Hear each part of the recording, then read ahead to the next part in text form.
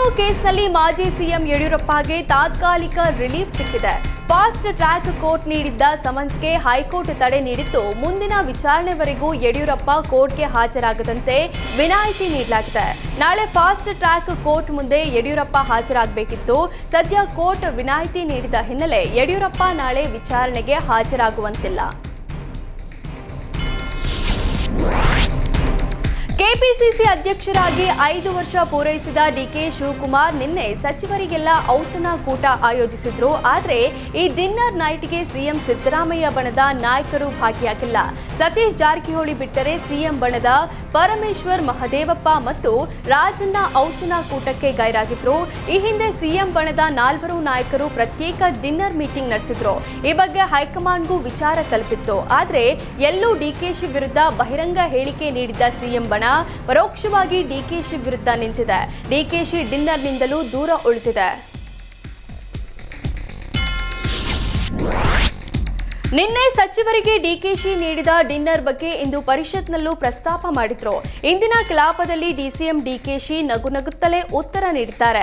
ಇದಕ್ಕೆ ಕಾಲೆಳೆದ ಸಿಟಿ ರವಿ ಮತ್ತು ಬಿಜೆಪಿ ನಾಯಕರು, ಏನಿವತ್ತು ಬಹಳ ಲವಲವಿಕೆಯಿಂದ ಉತ್ತರ ನೀಡುತ್ತಿದ್ದೀರಿ, ಏನಾದರೂ ಶುಭ ಶಕುನ, ಶುಭ ಸೂಚನೆ ಸಿಕ್ಕಿದ್ಯಾ ಅಂತ ಸಿಟಿ ರವಿ ಕಾಲೆಳೆದ್ರು. ಇದಕ್ಕೆ ಧನಿಗೂಡಿಸಿದ ರವಿಕುಮಾರ್, ನಿನ್ನೆ ಬೇರೆ ಡಿನ್ನರ್ ಪಾರ್ಟಿ ಕೊಡಿಸಿದ್ದೀರಿ, ಶುಭ ಸುದ್ದಿ ಸಿಕ್ಕಿದ್ಯಾ ಅಂದ್ರು.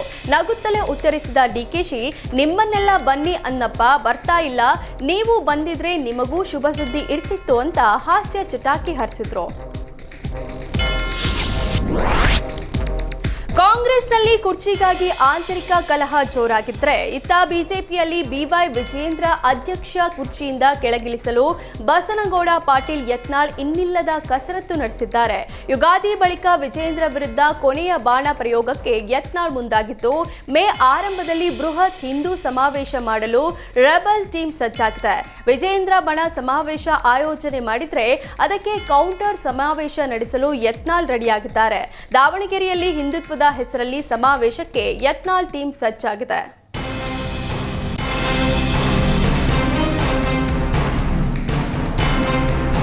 ಸಿದ್ದರಾಮಯ್ಯ ನೇತೃತ್ವದ ಕಾಂಗ್ರೆಸ್ ಸರ್ಕಾರ ರಾಷ್ಟ್ರೀಯ ಪ್ರಶಸ್ತಿಗೆ ಭಾಜನವಾಗಿದೆ. 2024ರ ಇ ಗವರ್ನೆನ್ಸ್ ರಾಷ್ಟ್ರೀಯ ಪ್ರಶಸ್ತಿ ಪಟ್ಟಿ ಬಹಿರಂಗಗೊಂಡಿದ್ದು, ಕರ್ನಾಟಕ ಸರ್ಕಾರಕ್ಕೆ ನ್ಯಾಷನಲ್ ಅವಾರ್ಡ್ ಲಭಿಸಿದೆ.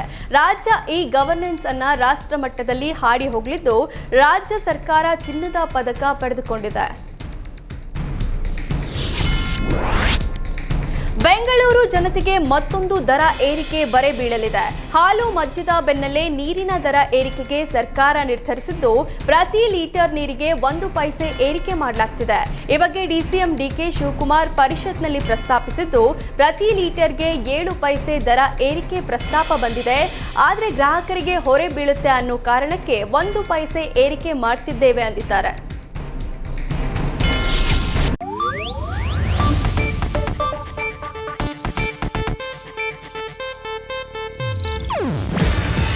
ಇದು ಏಷ್ಯಾನೆಟ್ ನ್ಯೂಸ್ ನೆಟ್ವರ್ಕ್ ಪ್ರಸ್ತುತಿ.